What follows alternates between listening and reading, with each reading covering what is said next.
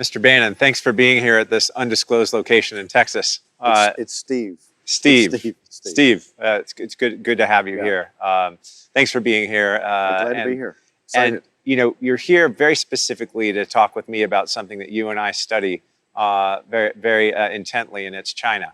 Yep. And I'd love to just start right off the bat with asking you, what do you think China's true intentions are in kind of their grand strategy? What is their grand strategy? The grand strategy is very simple. It's to be a hegemonic world power. I mean, you can see through One Belt, One Road. You can see through Made in China 2025. You can see through everything they're doing, their strategy of being like the East India Company in Sub-Saharan Africa, what they're doing in the Caribbean, now what they're doing in Latin America, the economic war, what we call all forces of government, right? All areas of government focus on the economic war against the United States, their military buildup, they're basically trying to close the South China Sea. It is the most geopolitically ambitious strategy we've ever seen. Let me be very specific. There are three great theories of geopolitics. You've got Mackinder's theory of the Asian landmass. You have Mahan's theory of cutting off the choke points of the world's oceans. And you have Speakman's theory of keeping your enemy off of the Asian landmass. The Chinese are the only power in world history to ever try to do all three simultaneously. You know, Napoleon and Hitler and others tried to do the Eurasian landmass. Others, the British and the American empires, the British Empire and the American system we have today is built off Mahan's naval strategy, and then Speakman's is one from the early 20th century. What China is doing is with One Belt, One Road, trying to basically connect the old Silk Road all the way up to Italy. As we saw in the paper today, the Italian government, the guys in the five-star, De Maio came back from Beijing. They had a huge thing about, hey, we want to end the One Belt, One Road in Italy where Marco Polo essentially left. We had a vote this week in the Maldives which really rejected what they're trying to do in the Mahan strategy of taking all the naval bases and choke points throughout the world. And then Speakman, what they're trying to do is force the United States, which has been a Pacific power, off of the landmass through what they're doing in the South China Sea, what they're doing around Taiwan. They want to push us back to Guam. So listen, they're the most, people have said for years to kind of cover this. A lot of the Wall Street and City of London and Frankfurt crowd have kind of said, oh, well, they're not territorially ambitious. They've never been an expansionist power. Well, they're a geopolitically expansionist power, and it's quite extraordinary what they're doing and doing it at the same time. And do you think that their kind of, let's say, their newfound economic greatness or their perceived greatness post-financial crisis, they always believed they were kind of a second-rate power financially going into 2008, and the world seems to believe that they were the engine of the world's growth from 2009, 2018. Is it that economic growth that they build their geopolitical assertiveness on, in your opinion? Listen, I think it's since time immemorial, the access to the Chinese market, kind of this mystery of the Chinese market, has always drawn in the West, right? Whether it's the British coming there at first with the East India Company, or later the China, schooners from the United States, right? The China trade. It was always this thing about China. What we've seen, and I happen to believe that the Chinese economic system is built on a house of sand. And I think it's going to lead us to a greater financial debacle than 2008 ever was, in the same culprits, the exact same culprits that led to the financial crisis in 2008. The investment banks, the commercial banks, the hedge funds, the government entities, right? The same elites that led to that financial crisis and got bailed out and had no responsibility, no accountability, have been the same exact actors that have exacerbated this situation in China. And so, yes, the reason the world's elites, the party at Davos, the people on Wall Street, what I call the IR departments of China, which are the investment banks, particularly Goldman Sachs and some commercial banks, the lobbyists for China, which is basically the 25 or 30 largest corporations that deal in China today. They're lobbyists in Washington, D.C. These are all, and by the big private equity guys like Schwartzman, these guys, they're all going to have to be held accountable for what went on in China. What China was able to do in basically coordination with the elites in the West was deindustrialize the industrial democracies of the West, both Europe and the United States. That's why Brexit and 2016 are inextricably linked. What it is the exporting of Chinese overcapacity and Chinese deflation in basic industrial goods.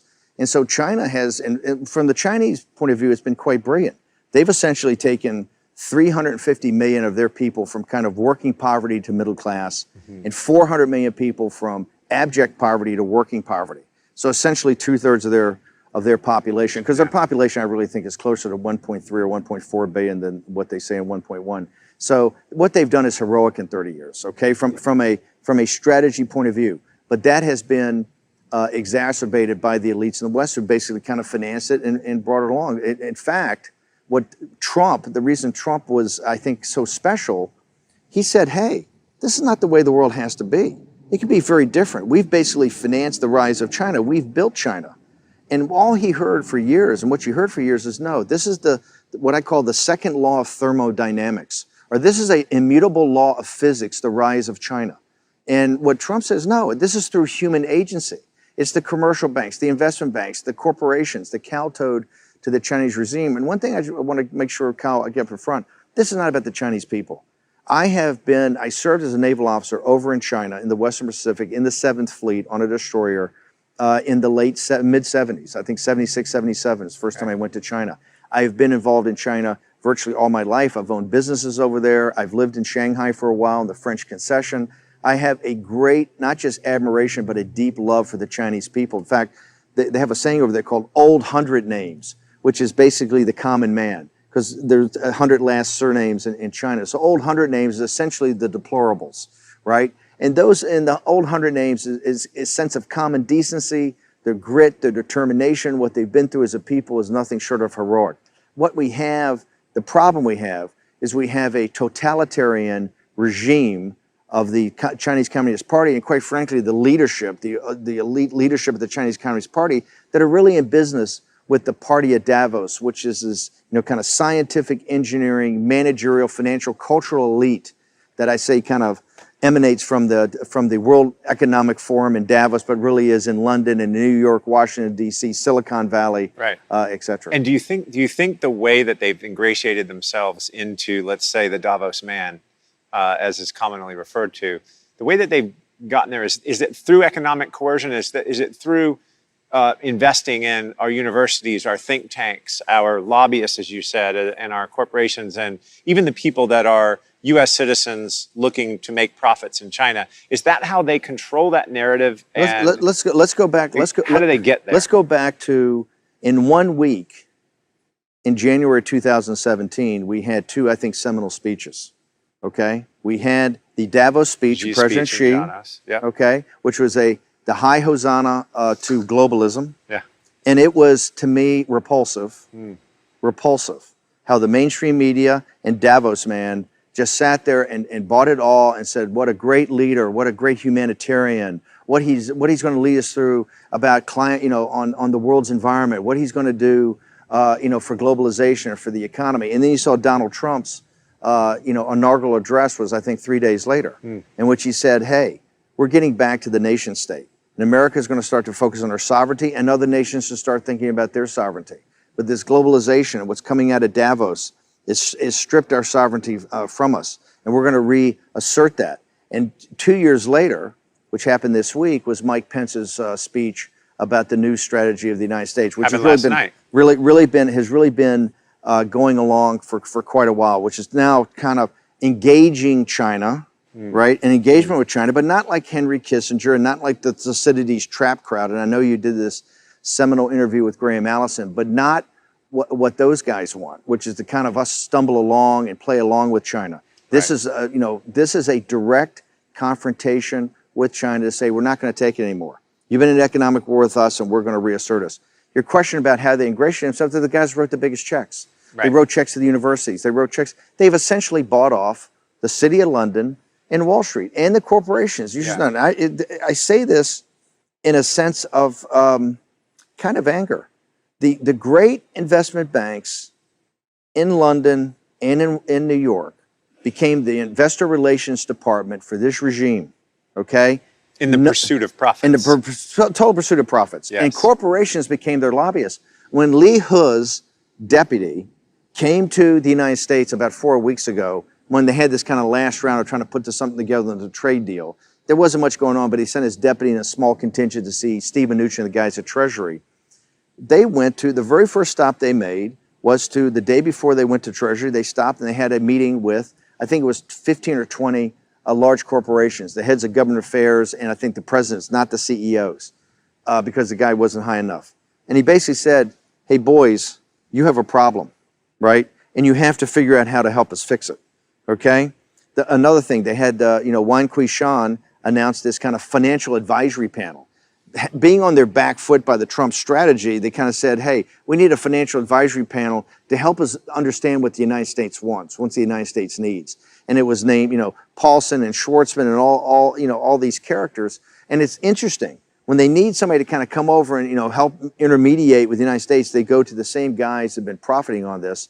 My understanding is that people came back and said, hey, the UN General Assembly is happening. It's opera season in New York. My schedule's full. And Wang Qishan said, hey boys, I don't think you're listening. We're having a meeting. I want everybody to show up. This is general quarters. And so, no, I think when we look back on this, it's going to be, people are going to be absolutely stunned when they see how the elites, right, of the Western democracies and the United States went along with China and exacerbated a situation when it was quite evident they were at economic war with us. Yeah. Going back on this one issue, the way that the influence is being pushed through the corporations, we at our firm know that there are there's a couple of handfuls of corporations that each have more than $1 billion in capital that they're trying to get back from China. And they've been unable to get a dime out of China since November of 2016, when China closed its capital account completely. When you were in the administration, did you interface with any of these companies that were going through a lot of, pardon the pun, red tape, trying to get their money out of China? Listen, the very first thing. Did they come appeal to you? Yeah, I think this will be a big shocker to people. Remember, when Trump won in a complete, upset that nobody saw coming, and particularly you have this post-war, liberal, democratic, rules-based order, okay?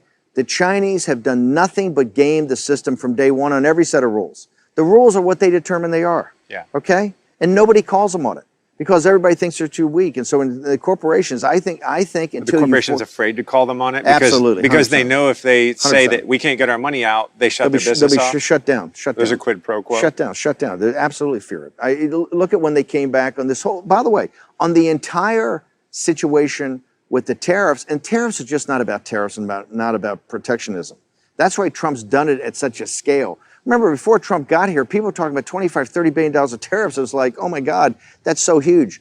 Trump's program is $500 billion in tariffs, right, to tariff goods, because he knows the Chinese can't respond. Correct. And here's why they can't respond. People in the United States have to understand one thing. The Chinese look at us as a tributary state to them, and let me explain that. China's been around for 4,000 years, right? They've had good runs and they've had bad runs, okay? But one thing they know, and the reason they're still organized as a nation over 4,000 years, right? They know how to handle allies and they know how to handle bad guys, okay? Now what they've done is they got this system called barbarian management, and they know how to manage barbarians. The way they manage the barbarians is they take the leaders of the barbarians and they give them a taste of the good life. And you're going to be something special. You're going to get a special deal. Now, what happens back into the tributary state is whatever happens. That's your problem. Right. Okay? So you're going to, in the United States, what they have done for 25 and 30 years is played us as a barbarian state, barbarian management. Okay? They incentivize our elites, and our elites deindustrialize, particularly the upper Midwest of this country. It's the reason Donald Trump's president. Your audience should understand one thing that's important is that, J.D. Vance, the great guy from Yale who wrote Hillbilly Elegies is the best sociological study of the Trump voter. And it was J.D. Vance who told me, he says, hey, those studies that come out of MIT and Harvard show that there's a direct correlation between the factories that left for China, the jobs that left with them, and the opioid crisis. Because this is not about tariffs. It's actually logic. It's not about tariffs. What this is about is human dignity and self-worth. Those factories went, Wall Street made the money, the corporations benefit from it for lower cost, and devil catch the hindmost on the workers. And so this is what Trump is kind of totally reversed. Now, what China sees us as is we're a tributary state. We send them natural resources, soybeans, beef, cattle, Boeing Airlines, and Apple products. Oh, excuse me. We don't send Boeing Airlines and Apple products. You know why? Because they forced Boeing to do a joint venture, and they forced Apple to make the products over there. So we're Jamestown to their Great Britain. Okay, and that's why the tariffs at the scale that Trump put them up at, they can't respond to. Okay. But so, what's interesting is let's assume we put 25% on 520 billion. We're literally talking about a little over $100 billion. Yes. And I know that's a lot of money. Yes. But our economy is 19 trillion. Yes.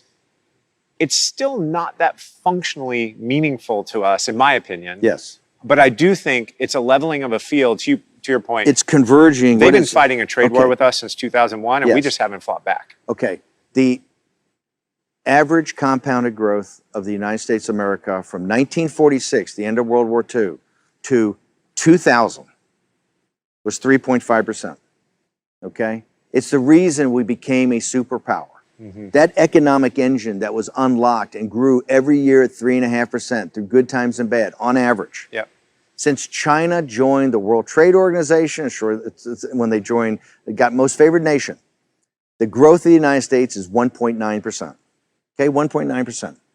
And there's a lot of factors to that, but the central beating heart of it is China. That's what, because we deindustrialized. We sent our manufacturing over there. Yes, the tariffs in and of themselves on a nominal number, an absolute number, are not huge. But when we look at the convergence of everything, what Trump has done is said, hey, we're at economic war. And we're going to hit back with it. We're going to hit back with the 301s to stop the forced technology transfers. We're going to put these tariffs into the scale they've never seen before. We're going to have the ability, if we so desire, to liquidate companies like ZTE, to basically cut them off from their component parts in the West. They'll be out of business in 90 days. Also, the new things about investments, about these limitation in investments. CFIUS reform. The CFIUS reform that people are talking about. You bring all forces of government together on that and the stopping of intellectual property, you have something. What Trump has done, and this is why NAFTA was so important. You know, people mocked and ridiculed Trump. There's a book out called Fear that Gary Cohn, the president of Goldman Sachs, great Goldman Sachs, and I used to work there, he takes the documents off the president's desk. The book opens where he's taken the NAFTA deal, right, early on in the deal on Korea, he actually takes them off the desk because in his judgment, right, the president wasn't smart enough to understand what he was doing. Well, here's what Trump's done. The new NAFTA deal that he's created is basically setting up a geostrategic manufacturing base to counter East Asia, okay? And Japan is very quickly going to be part of that. A bilateral deal, not some TPP deal where we're just one among many. A direct bilateral deal with Japan as a partner. We've got one with Korea we're updating. And then the EU, Juncker has already told Trump, has already indicated that they're going to be a part of this too. What Donald Trump has done in less than 2 years against the second law of thermodynamics, right? The immutable law of the rise of China. Right. What he's done is reorient the entire world's supply chain away from China. And this is going to have economic growth opportunities that are going to be incredible. And he's done that kind of single-handedly against the fighting of the corporatist lobby, the fighting of the Wall Street Investor Relations Department, et cetera. So that's why I think it's really heroic. It's that policy is one that it's interesting at the timing. If you look at just let's say the economic laws of China were already slowing down before we decided to fight back. It just so happens to be that this pushback from a tariff, or whether the most elegant idea was the border adjustable tax, which was immediately killed by you and I both know who. I love that one. That was perfect, in my opinion. Absolutely. But now, by the way, your tariffs audience, are not perfect. I am a huge believer that, and Paul Ryan and I have had our differences. When he first walked me through that, I said, that's the solution. Exactly right. That's the solution. It's kind of an egalitarian way of going at it. I think, and we all know I got crushed. Yeah. I think that is something that should be brought back up and very quickly in future years. We could do away with tariffs if we imposed a border adjustable tax. Well, by the way, let's talk about tariffs for a second. President Trump, remember at the G7, when he was lectured by his betters, Merkel and Macron on the first day, about this whole thing about tariffs, right? He came back the next day for breakfast, and what Trump told the G7, he said, okay, I thought about it last night. How about this? No tariffs. Absolutely no tariffs, but no subsidies. Yeah. people have to realize, like the White House put out this document, I think it's over 2 months ago now, the 50 things that China is doing in its economic war with us. It's kind of what the United States wants China to stop. That's the deal. You stop that, we're all good. When you look at that, it's not just the tariffs. It's the investment in state-owned industries. Yeah. Remember, they have free land, free electricity, free land. What they've done. Look at what they've done in steel and aluminum throughout the world. Look what they've done with shipbuilding. You can go every heavy industry. They've gutted. They've gutted the Western Europe and they've gutted the United States, and they continue to do that purposely. And they're also, by the way, ZTE showed you this.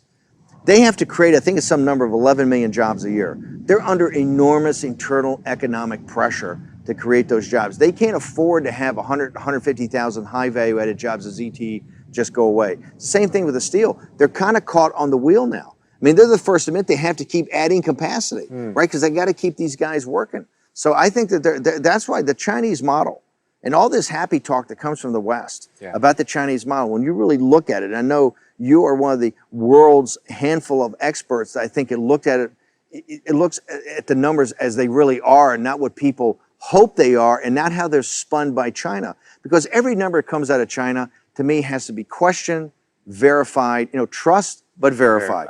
Has to be questioned, verified, and then verified again. You got to get a belt and suspenders. And that's why I think we may be hurtling to another financial crisis driven by this financial model of China that can't withstand, can't stand up on its own. Right. Well, the good news about that is if we're right about China, we're right about their incredible build, their reckless build of credit, coupled with the fact their economy is slowing down, coupled with the size of their banking system, their GDP. If we're right about all those things, the good news is their banks aren't inextricably linked to ours the way that ours were to Europe and Asia's back during our financial crisis. They're not, but you used the word they're reckless. And I think that this is what upsets me about the lack of accountability and responsibility by the world's elites. We just went through the worst financial crisis in history. Not one CEO went to jail, and not anybody significantly gave up any equity, okay? What they did is basically inflate, people got to remember, on September 18th of 2008, when Bernanke and Paulson walked into the Oval Office with Bush, and he sent them up to Capitol Hill, the balance sheet of the Federal Reserve was $880 billion. On the day that Donald Trump took the oath of office, on January 20th of 2017, it was $4.5 trillion. Yep. All we did in the Bank of England, ECB, Bank of Japan did the same thing. And the PBOC. PBOC. What they did is to save the elites, was to turn on the spigots of liquidity. So if you owned assets, if you owned real estate, you owned stocks, you owned intellectual property, you've had the greatest 10-year run in history. If you're a working class schmendrick, your wages are flat. The whole burden of it, this is what's unfair, and this is where the anger that's driving the populist movement. The whole burden comes down on the little guy to finance these deficits with his taxes. That's right. And then his kids get sent everywhere in the world to defend this. That's what's got to stop. You use the word reckless. It is reckless disregard of what the elites have done this time. Because all they've done, Chinese banks, look, the American banking system has $19 trillion of assets on it. Correct. And I would respectfully submit, and you're 10 times smarter than me on this, I would respectfully submit that all of those assets are not good, okay? Maybe, let's say 10% or more could be written off today. That's the American banking system. The Chinese banking system, I think, has $49 trillion of assets. That's right. Correct me if I'm wrong, I think $45 trillion have been put on the books since 2008. This is completely reckless. Now, thank God they're not interconnected through the SWIFT system with the rest of the banks. Or through derivatives. Derivatives. Yeah. And by the way, the reason is, and this is another tell, because none of the investment banks or none of the guys want to say, whoa, we can't hook up with China, right? Because they all stop themselves from doing it. They all limited their exposure to it because they understand when it implodes, they don't want to be taken down in the first couple of minutes. That being said, those banks are going to implode. Nobody can put those kind of assets on, okay, and have a great banking system. Yeah. This is a total and complete sham. And in The Economist, in the Financial Times of London, all the elites, all the conferences they have. You had Richard Haas on this morning on Morning Joe. Richard Haas from the Council of Foreign Relations. And all he's doing is beating up Mike Pence and Donald Trump from Pence's speech last night. You know what he's saying? He's saying, hey, all my Chinese colleagues, all my buddies in China, they're telling me they don't know what the United States wants. they came over here. They wanted a deal and they want to be our partner, but we keep moving the goalpost. That is reckless for him to say that. Yeah. He fully understands what the issues are, okay? And he sits there on a general news show in the morning that basic voters watch and starts putting this stuff into their mind is unacceptable. I got to tell you, Kyle, that's what I think. What you're doing here, what you're doing with your work and other things. There are a number of people like yourself that are sitting there going, this can't continue. And people are going to be held accountable for this. If the elites think they're going to skip on this one, it's not going to happen. The reason Donald Trump's president, the reason you're seeing these populist revolts, whether it's in Italy, Germany, France, throughout the world, in Brazil this weekend, okay, in Argentina, in Pakistan, is the little guy is fed up with a group of elites that know better, right? And to take care of themselves, they will play ball with anybody. You're right. And when you talk about the Chinese banking system, let's assume that it has to restructure. What they'll do, they're very smart. The people that run the PBOC and SAFE. Let's talk about this. Here's how smart they are. When we went over with Trump's visit, remember, they didn't make any other changes. They weren't going to let us in on anything else after that, except they would open up the finance sector. Says the spider to the fly. Exactly. They've already wrecked their financial system. Oh, but we'll open and it up now you can invest. Now right? you can invest. Why does the world not see this, Steve? The world absolutely sees this. They're starting to see it. Hang on. No, Kyle, the world's Kyle, economists are just starting to see this. No, Kyle. You are much too kind. You're a good man, okay? You got to call it like it is. It's bullshit. Okay, they know exactly. You're telling me the guys in the Wall Street Journal, the Financial Times of London, the Economist, these smart guys in these think tanks don't know exactly what's going on? Some moron like me can look at the balance sheet of these banks and say, hey, guess what? I think we have a ticking time bomb, right? But you know what they say? But it's China. That's what I hear all the time. I agree with you, but it's China. So we're going to keep writing what we write. Yeah. That's got to stop. China must be, okay, we cut a deal with them in the late 90s. Remember, you had a spectrum back then of the China cheerleaders, the rational accommodationists, and the hawks. Okay, so let's talk about this. Back in 99, that was the pitch from the appeasers. And people have to understand it's both political parties. This is not about ideology. This is all Democrats and Republicans, okay? Yeah. When they're talking about China, they're just trying to figure out how to get more money in their own pockets. So the cheerleaders said exactly what, hey, it's China. Once we get them into the most favored nations, once we get them into the WTO, they're going to turn out to be liberal capitalists. They're going to, they're going to vote. Liberalize their economy. They're going to democratize. They're going to let us invest in everything. They're going to be middle class. Yeah. They're going to be. It's going to create a rule of law. Maybe? Rule of law. It's going to be nirvana, and they're going to be okay. So we know 17 years later. Guess what? They're a totalitarian regime, mercantilist regime. They've got a system that works for them, for the elite, for their regime, and it works well. Now you have two sets of folks. The cheerleaders are gone. Nobody's a cheerleader. You have rational accommodationists and you have hawks. Rational accommodationist has got a new name. It's Thucydides' trap. It's your buddy Graham Allison and Henry Kissinger. And here's the great concept they got, okay? Their great concept is America's a declining power. China's a rising power, like Athens was a declining power and Sparta was a rising power. Yeah. And what you have to figure out to avoid a global conflict, which is like 16 times in world history this has happened, and 12 times they just weren't wise enough to take it. What has to happen is the declining power can figure out how to nudge the rising power to kind of get into their system. Now, you'll always be the junior partner, but you'll make the big guy kind of work with you and everything will be happy. This is the exact same nonsense from the exact same people, from Allison Graham and from Henry Kissinger, that they spun on Nixon in the late 60s about Russia. Let's go back in time. Yeah. The same exact pitch. Russia's a rising power. America's a declining power. And what we have to do, we need détente. We need rapprochement. We need to let them have their sphere of influence. It was bullshit then, and it's bullshit now. Ronald Reagan came in and said, hey, you know what?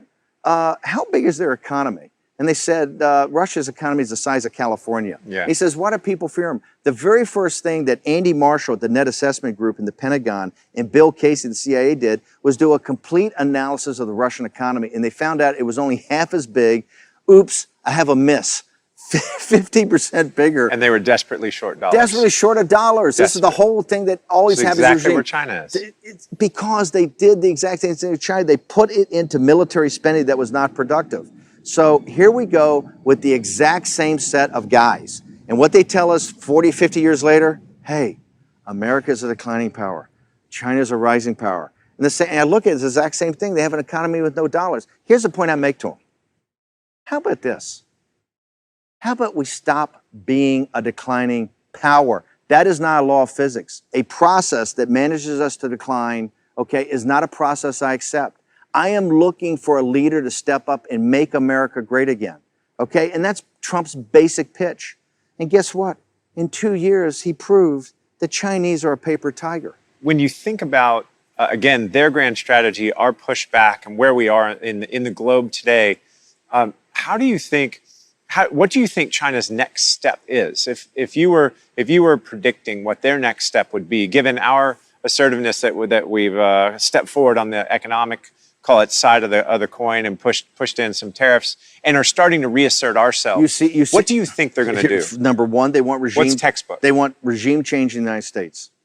They believe they have a 80% chance of getting Trump, winning the House, doing whatever they need to do with psychological warfare, with money, with whatever they have to do to basically thwart Trump and lose the House of Representatives, see him impeached this year, and 100% probability they'll beat him in 2020. Number one is the removal of Donald J. Trump as President of the United States. Okay. Because they say that is the railhead of everything that's happened to us badly. And we've got to get a globalist in there. Their game's just to wait him out. Not just wait him out. I think take active measures. Now, yesterday, Pence said yesterday, and Axios and other people reported there's classified information that shows the Chinese involvement and real meddling. This is not some Russia guys on Facebook. This is the real deal, because this is all the chips in the middle of the table. That's number one. Number two, I think what you're seeing, the Italians said today that hey, China's going to be our big buddy. I think you're going to see a double and triple down on One Belt, One Road. I think you'll see a double and triple down on Made in China 2025. I think you'll see the East India project in Sub-Saharan Africa, the Caribbean, in Venezuela, in Latin America. I think they're going to double and triple down. They got a lot of R&B to spend, right? And if a guy can take R&B, but no one's going to take R&B. Well, this is going to be the great question we're going to have in front of us. Because they're in the Gulf right now. They're all over the UAE. They're all over Saudi Arabia. They're all over Qatar. They're all over every resource area in the world, from Argentina to Sub-Saharan Africa to South Africa, and they're going to try to see it geopolitically. The number three, because remember, in the great textbook that they put out and basically printed in English in the late 90s, written by these two brilliant colonels in the Chinese War College, called Unconventional Warfare. Unconventional Warfare. Admiral Liu. Yeah. It's a book that should be read by everybody. Is that because it laid out China's strategy. They said there's three types of warfare. There's information warfare, there's economic warfare, and there's kinetic or kind of guns up warfare. And what we want to do is avoid kinetic. Because the one thing America can do is kick your ass, right? So we want to avoid that, okay? And so let's focus on information and economic warfare. And they've run the tables. I mean, it's textbook. You go back and read that. They've done exactly what they said they're going to do. I think, and I believe that given the fact that Trump is now converging all forces of government power onto the economic warfare, and they are taken back, and the regime is under huge pressure, because I believe the Deng Xiaoping faction and others, even at the highest level, who believe in collective leadership, have said, hey, what we have here is a cult of personality. You mean the ones that haven't been jailed or killed yet? The ones that haven't been jailed or killed yet have sat there and go, Deng believed in working with the West. Yeah. Deng believed in reform. Deng believed in opening up. But Deng believed in being a good partner, and particularly keep your lights down. Don't get up in somebody's grill. That what they see with Xi is a return to the cult of personality of Mao. Yes. And he's under tremendous pressure internally. I believe, I said on my radio show, and everybody quotes me on this, back in, I think it was 2014 or 2015, that in 5 years we'll be in a shooting war in the South China Sea. As a 22-year-old naval officer, I was on patrol in the South China Sea on an American destroyer, okay? And I said, where in the hell am I, right? You know, what is this place? Because every tanker in the world coming through the Straits of Malacca, from the Persian Gulf, you got every huge tanker, you got every boxcar. It's a super highway. 40% of China's energy needs come through the Strait of Malacca. I think it's 1/3 of the world's trade, $5 trillion. It is. My point, this is a super high, when people say the South China Sea, here's what you got to understand. It's a super highway of commerce. The biggest ships in the world, 24/7, 365 days a year. What China did, And they came to the Rose Garden in 2015 and looked the American people and the American president lied to them. They built essentially 7 or 8 stationary aircraft carriers. They call them reefs, or these are stationary aircraft carriers. Mischief Reef, Scarborough Reef, all these. These reefs are basically aircraft carriers. And what they've done is they put fire control radars, search radars. They've got combat planes on them. I mean, these things go 10,000-foot runways. So, so the United States. Why did Obama? So China said to us specifically when Obama was president, we will not militarize our islands in the South China Sea. We'll not go to the Spratlys. Everything we're building is just for research purposes. Why? How do we engage China now that we see that every single one of these islands, whether it's Fiery Cross or Mischief or the others, have 10,000-foot runways, anti-missile batteries on them, and all of the weapons that they said they never put there. Now they're landing nuclear bombers there. How do we engage them? Do we engage them over this, or do we just let them keep going? When I got into the White House as chief strategist, okay, with Mike Flynn when we first got there on the National Security Council in the transition, I said the 3 things you got to do is devolve fighting capability to the combatant commanders. The White House was running the wars against ISIS. So give it to Harry Harris. Yeah. Well, no. In this regard, give it to the guys in CENTCOM and let them take on ISIS. You got to devolve, the power to fight wars and the ability to fight wars back to combatant commanders. Number 2, we got to figure out in this National Security Council thing the Obama appointees, how we're going to get our own people in there over time. Number 3, I said we have to go back and get every document related to Obama's pivot to Asia. I said, I want to see exactly what they looked at. And people should know, in the White House, I worked 7 days a week, 18 to 20 hours a day, okay? 50% of my time was on the pivot to Asia. Why Obama did it, what we were going to do to counter it. It was Kurt Campbell's. Kurt Campbell. Here's what I found. I thought it'd be a whole room full of documents. It was pretty thin. And what I found is that the United States itself was not really engaged institutionally against China. You had some great people, but there wasn't all forces that kind of thought through, hey, an economic plan or a war plan against China to engage in this economic war.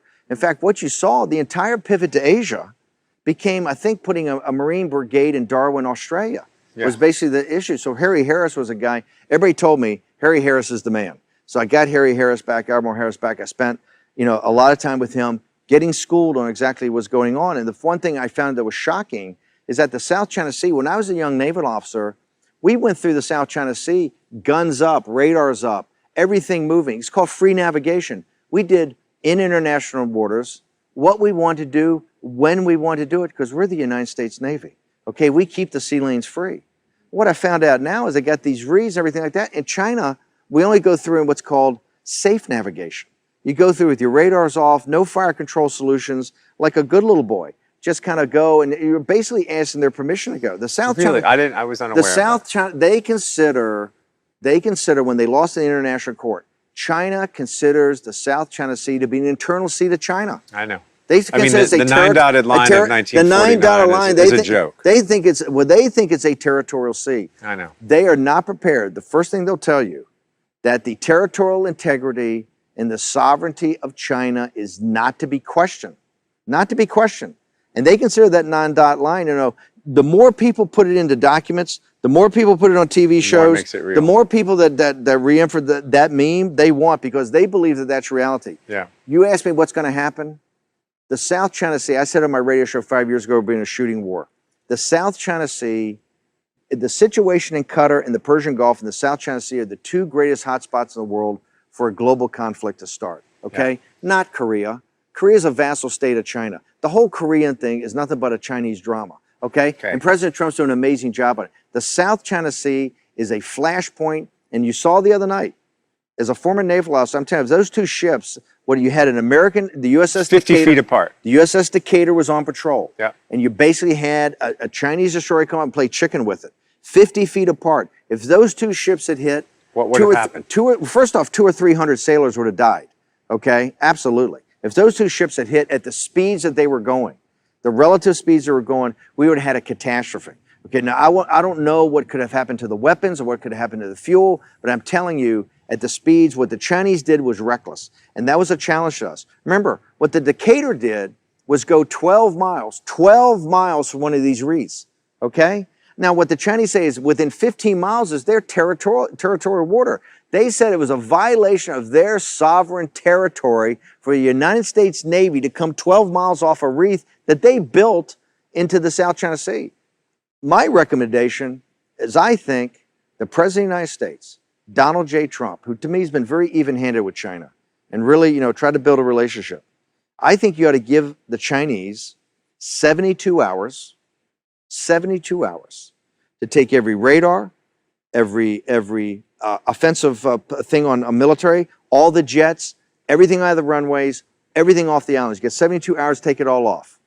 And on the 72nd hour and 1 minute, the United States Navy is going to go in there and take it off for them. And then I think they ought to take those reefs and they ought to dismount them and turn them back into international waters. They say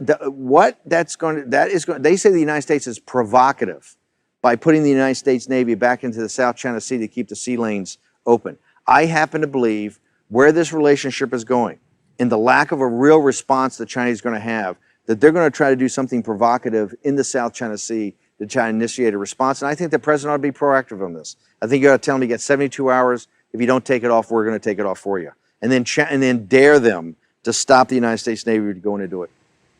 Wait, you're saying go to a kinetic conflict in 72 hours in a minute. I didn't say go to a kinetic conflict. What I said was if we go to try to take this off, they're not going to let that happen. The international courts ruled that it was inappropriate for him to be there. Why don't we enforce that? The party at Davos, when she came and gave that great speech at Davos, they all jumped up about. They failed to say, you just mentioned, they looked the people of the United States in the eye and lied to them from the Rose Garden in 2015 with the President of the United States right next to them. Okay, yeah. And no one called them on it. And never called them on. And then you saw when the international courts came and said, "Hey, this is totally unacceptable. There's no argument for it. It's got to be undone." They just sat there. What they've sat there and said, "Hey, there's our territorial sea." Now I realize people saying, "Bannon, what kind of crazy whack job are you? It's somewhere and we don't even know where it is in the South China Sea. We're going to go to war." People have to understand the global economy, and I'm a nationalist, okay? But the health of the American economy is based on trade. Populists and economic nationalists are not anti-trade. They're anti this radical concept of free trade when you're trading with a totalitarian mercantilist society. Right. What Trump wants and what he said from day one is fair trade and reciprocity. Okay, reciprocity. And I think now we're going to get down to it with China. China's going to have to understand that Donald Trump is never going to back down on this. Yeah. Okay, he's a fair man. Okay, he's a decent man. He's tried to work with them, but the days of the United States being pushed around with this are over. Well, let me ask you a provocative question then. If we were to go How do we get any more provocative? I said we're going to war in the South China Sea. It's just the derivative of that. If we're just going even more, along here, I'm actually just going the other. It's equally as provocative. Okay. What if we were to just take our 7th Fleet and go home? Here's the thing: is that people have to remember. I think it's very important for people to remember that the United States is a Pacific power. Yeah. I mean, the whole development of this country, the Transcontinental Railroad, the whole West Coast, we are inextricably linked to the health of Asia's economy. Well, Article 5 protections of Japan would be a real issue, but yes. No, but I say that because if we were to have to go to, let's say we were to get to the point where we either had to go to war or had to come home. Coming home is not an option. Not an option. Not an option. The world would be would get to be an incredibly dark and dangerous place. You could have appeasement there. You could have a Munich, right? You could have people say, "Hey, let's just pull out. They built the islands. They're a rising naval power. It's really China. We don't want to." And look, listen, one of the cores about Trump's, it is non-interventionist. However, what America First stands for, national security, is where it's in the vital national security interest of the United States. It'll be in the vital national security interest of our local partners. That's what America First means. Trump is not going around the world looking for fights. He's trying to calm things down with Russia. He's trying to calm things down in Syria. He's trying to find a solution in Afghanistan. He's trying to find a solution in Korea. He's trying to find a solution in Venezuela. And your viewers should understand, Donald Trump didn't create any of this. Yeah. This is Richard Haas and all the fucking geniuses, okay, of the party of Davos. They're the ones that dumped Korea. They're the ones that dumped Afghanistan and Venezuela and China on his lap. What Trump is saying is that America first, our allies will be in their vital national security interests either. And you can go around and talk to Singapore and Thailand and Indonesia and Australia and ask them, hey, does an American naval presence in this neighborhood a good thing or a bad thing? Yeah. And they will tell you, no, it's a vital thing. We need America, and we need America here, because if we lose the South China Sea, we will lose any type of commerce, trying to control the whole place. And the Chinese understand that. That's why they're trying to push us out. And they're starting to already have the psychological warfare of exactly that.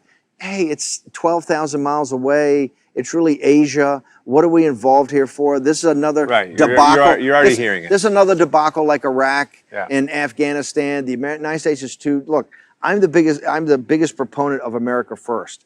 South China Sea and the engagement with China is absolutely vital. Interesting. Okay.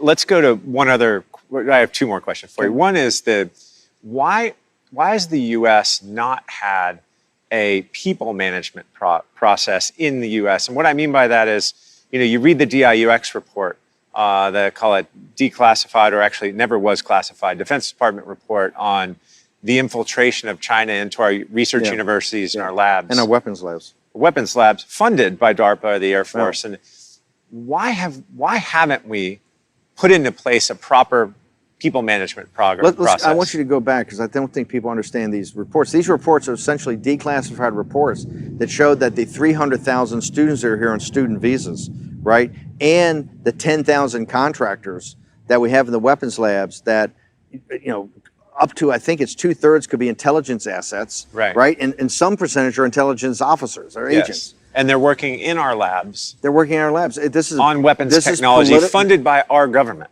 This is political correctness and greed and avarice writ large. How did contractors, and let's call them out, Booz Allen and McKinsey, all these contractors, how did these contractors on these big government programs get so many Chinese nationals working into our weapons labs? Our weapons labs are at the cutting edge of national security. How did it happen? And so this has got to be done right away. I don't know why it's been a huge, I think, bone of contention inside the administration. The political correctness of it all. Stephen Miller, the Financial Times of London, leaked the other day that my colleague, Stephen Miller, who's a terrific young man, actually had the plan in place to get all 300,000 Chinese students out of the country, right? A way to cut the visas off right away. Not that we're going to execute on it, but it was even in the thinking, and obviously it got leaked in the times it goes around the State Department, et cetera. Right.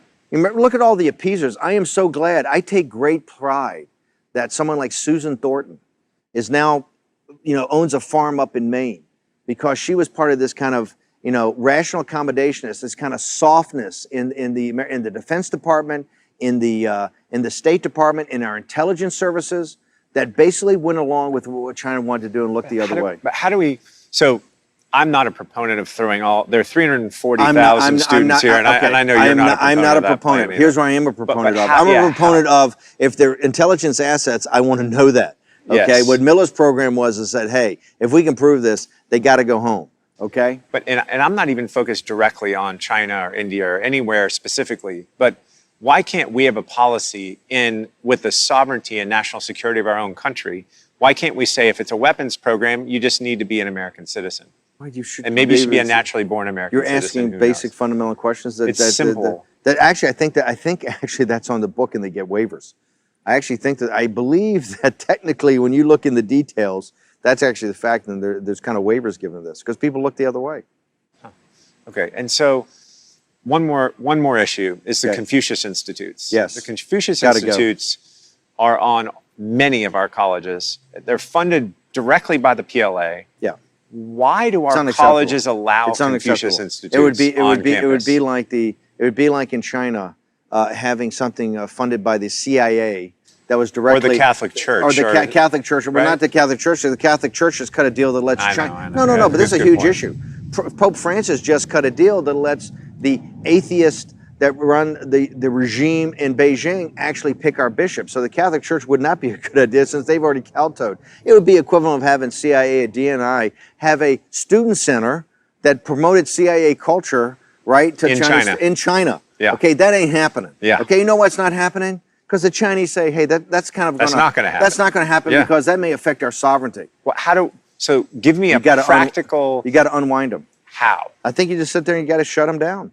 Okay. Right. I don't think there's any way. Under what law? I think. Hang on. This whole thing about people are saying, oh well, they're not that bad. They're pushing culture and they're helping students learn Mandarin. Hey, they're financed by the PLA. They have server rooms in the Confucius Institutes. What the F's going on? All of this is going to be a shock to the American people. Here's why the American people don't know this, because nobody reports it. Has 60 Minutes ever gone and done a Confucius Institute thing? They should. Yeah, but they should have done it 20 years ago. Yeah. The reason this is coming up is there are people now fed up with this, and that's why in this Trump movement, it was Donald Trump, and when he came to the government that changed it, that now other people and other voices are coming up, and you're seeing a real pushback. But to allow this to happen at our universities, let's be brutally frank. Why is it always Hudson Institute that's having Miles Kwok, or last night Mike Pence, Dr. Pillsbury's there? Why is it always Hudson Institute? Why is it not the other institutes having these kind of well, because conferences? China has paid many of them. The last thing that maybe I'll close on is when Li He, the economic strategist for President Xi, Yeah. and I've had the opportunity to know him and build a little bit of a relationship. He's a very brilliant guy. When he came to do the major negotiation that didn't work out, I think it was in June of this past year, he came, and the very first day, he didn't go to the White House at first, he didn't go to Treasury at first. He shows up, and the very first day he spent on Capitol Hill with the quote-unquote free traders in the Republican Party. Remember, President Trump's, the greatest blowback he got on this was the Republicans. Yeah. It was the Republicans that went crazy. Oh, you got to do free trade, you got to do free trade. All the nomenclature that we've been using in regards to China has always been dismissed as, oh, that's just China, okay? And so all the nomenclature has just been happy talk. And the words don't really mean what they are. And it's people like yourself, it's people like Miles Kwok, it's people like Dr. Pillsbury that are now starting to question this. And I think you see this whole thing that from quote-unquote engagement to conference, what they're pitting us on now, the new thing is that engagement versus confrontation. And we're being painted as the war party, right? We're the crazy guys who want to go to war. No. Right. What we want to stop is an economic war that's been against the United States. And if you look at the group that's in the engagement process, all they've been in is being tapped along by China in these strategic economic dialogues that didn't go anywhere for 25 or 30 years and put us into the place where we were deindustrialized by a predatory power. And China's predatory capitalism is what they stand on. And so I think I couldn't be prouder that President Trump, and I think that speech, for people who have not seen that speech is going to go down in history as an inflection point, because Mike Pence yesterday, the Vice President of the United States, essentially threw down and said, hey, no more games. Yeah. We understand what you're doing. We understand what you're up to. We understand you have you have a full force of government against us, and we're going to counter that, and we're going to win. I appreciate that. And this goes back to when you pull into the Commerce Department, right above the entryway where you drive through, I don't know if you've seen this, there's a quote from Benjamin Franklin. It says, commerce must be fair and equitable. And I think that's where we need to be. I don't think we should be overly punitive. No. I don't think we should be combative. I think we should say we just need a fair shake at things. Right. And what you're saying is we haven't had one, and that's something we believe too. And the good news is I think in the last 6 months to a year, culminating with Pence's speech a couple of days, or actually a day ago, is finally the narrative's changing, despite all of the efforts from those in China. So thanks for being here today. Thanks for sharing this with us. It was really nice. Undisclosed location. Undisclosed location. Yeah. I mean, we're here with Miles. You got to be undisclosed. We got to keep. Except he's live streaming it constantly. So that's I don't know who's more controversial, you or Miles, but we'll see soon. Miles is a whole different league. I'm junior varsity compared to that. Thanks for coming. Thanks for having me.